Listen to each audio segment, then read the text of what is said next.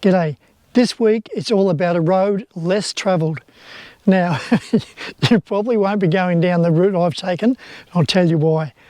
I read this fantastic book about gold prospectors way back in the day in the sort of early 1900s. And each place, each little town sounded magnificent. So I decided to map my way there. And I left Kalgoorlie and went to Southern Cross. And then when I asked the local people how to get to the next town, they said, oh, you've got to go back to Kalgoorlie. So going there, going back, probably wouldn't suggest. And here, before we go on too much, so I've gone from Kalgoorlie to Southern Cross, but imagine you got yourself to Southern Cross, then you went from Southern Cross, Kalgoorlie, Leonora, Leinster, Sandstone and Mount Magnet. Then that's pretty much the trip I did. And when I got to Leinster, everything fell apart, as you'll see in the video. Anywho, let's go.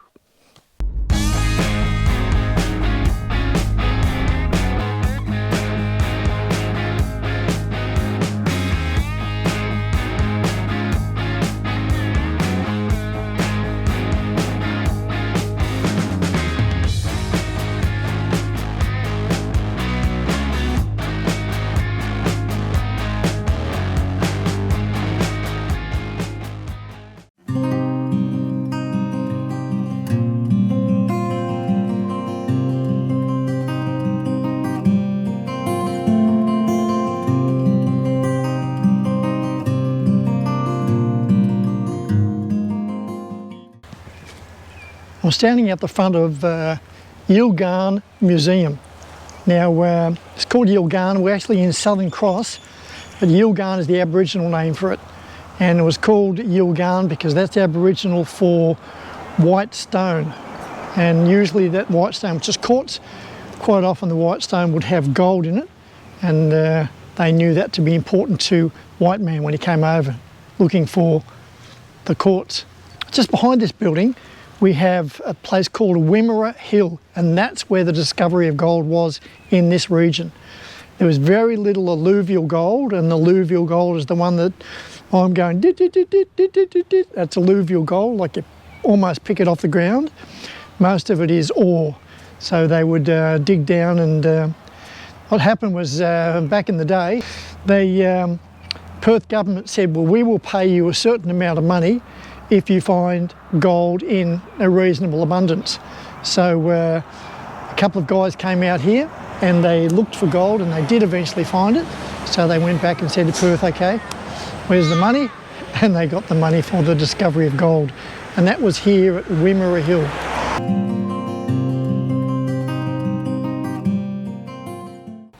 I'm now standing up on Wimmera Hill. Should call it Telecom Hill. There's a giant telecom tower here.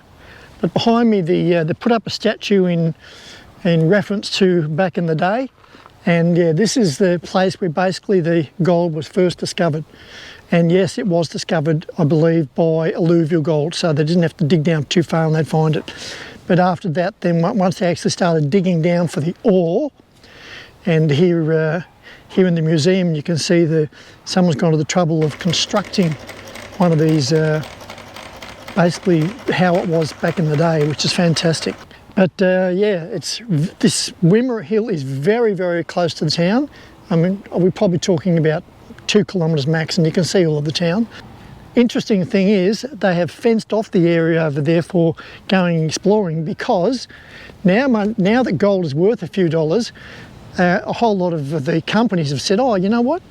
We've done our calculations and there's a certain amount of gold there and it's financially viable for us to do that. So that's what they're doing all around the goldfield section.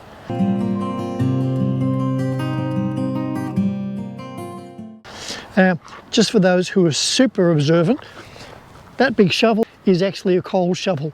So that was the wrong one to put up there, but that's a little bit of trivia for you.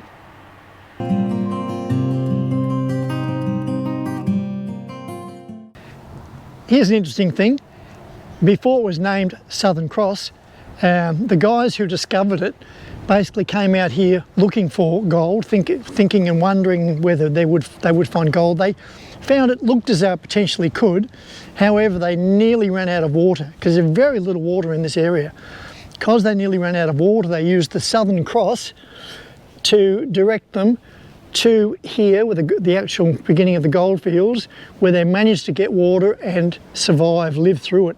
So they said, oh, thank heavens, by finding our way to water using the stars, Southern Cross helped us survive. Hence the name Southern Cross.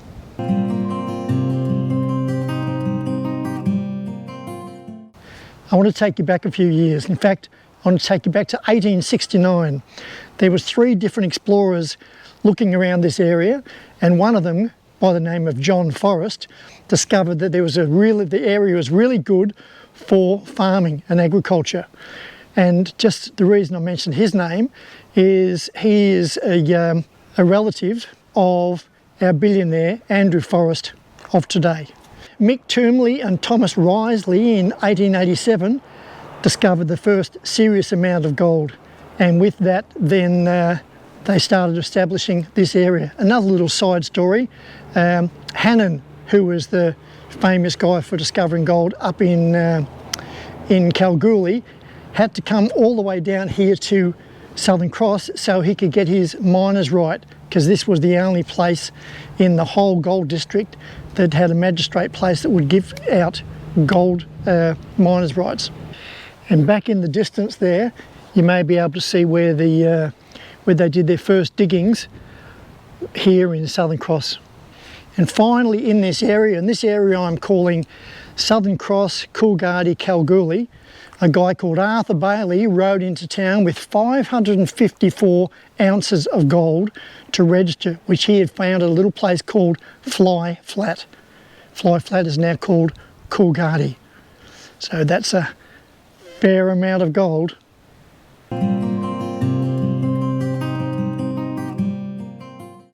Good morning. It's a bit cold. I'm in a little town called Leinster, owned by BHP. So all of the properties, everything in the town is owned by the company, except for, or probably actually includes the caravan park, and it's really well priced. So you get the, you pay for it, you get the accommodation, you get electricity, you get water, and you get free laundry. Wow, I'll have clean clothes. That'll be amazing.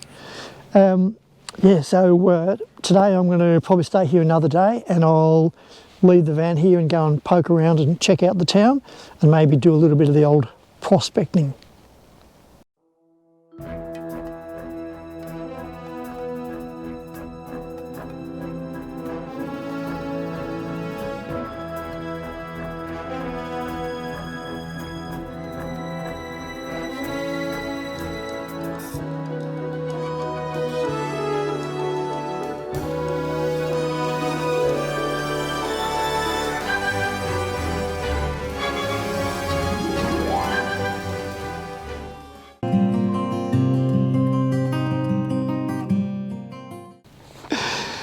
You travel enough kilometres and something like this will probably happen.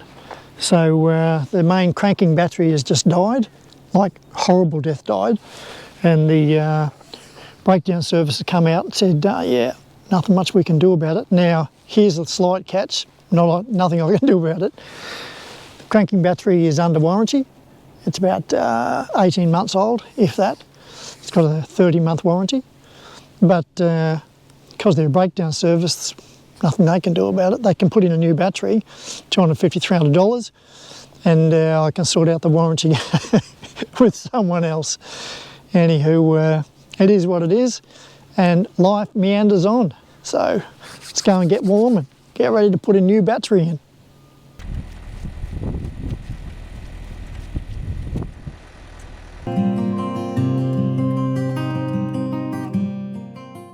Well, I've just pulled over because I need to give you a bit of a recount and share a bit of an adventure, not necessarily the greatest.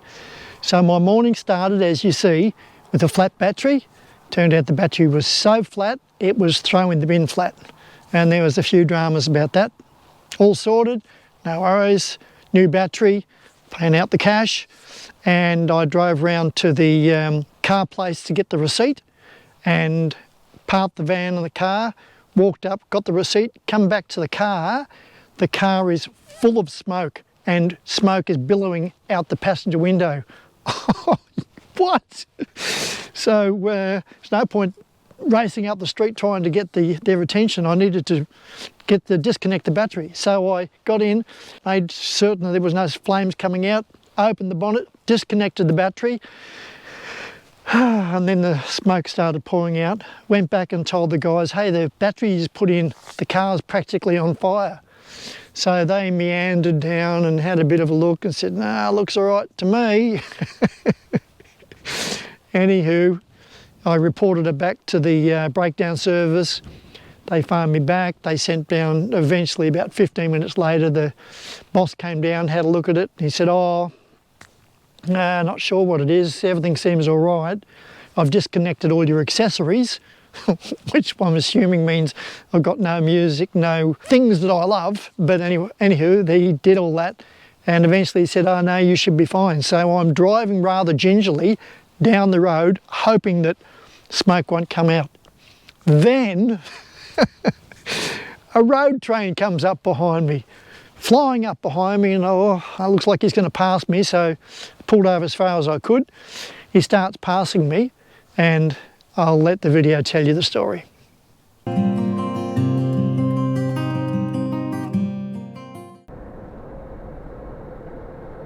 the car coming from?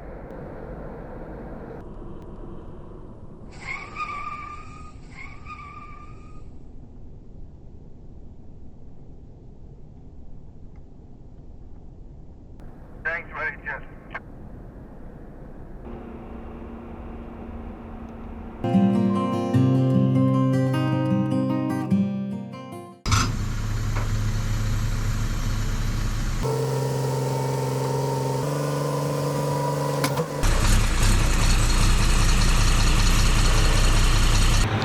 What can I say?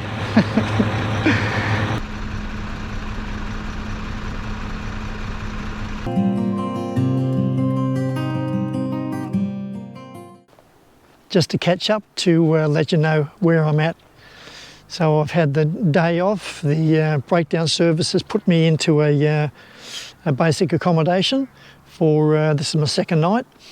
Car and caravan are in the repair shop with what seems like an open check, and there's very little I can do about it. I'm extremely anxious, but you know, it's got to be fixed. So just as a point for you guys, always good to have a budget set aside completely separate for such problems, but sometimes your budget's just got to be ginormous.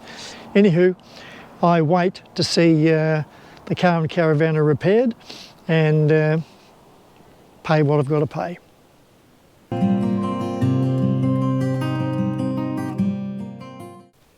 Okay, I've got the car and the caravan back.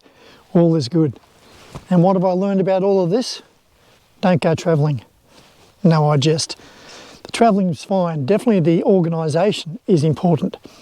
One thing for sure, make certain you get the best possible breakdown service you can get for your car and van. Here's a couple of examples of just those different type of things. Victoria, New South Wales, WA, in fact all the states, the service, the cost is all a little bit different, but get the best.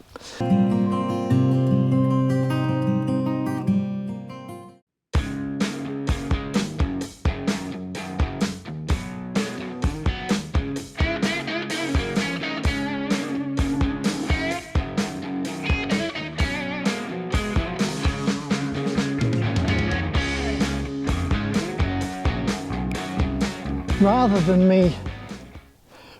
than me rabbit on about what you should and what you shouldn't do, is I've just given you a little list here of the things that I think are worth considering, so you don't, or there's less likelihood of you getting into a situation that I've got into. Planning is the absolute key. So look at some of those notes, and I think if you follow them, I think you'll be in a whole lot better situation than you would be if you ignore it and you start winging your way around Australia.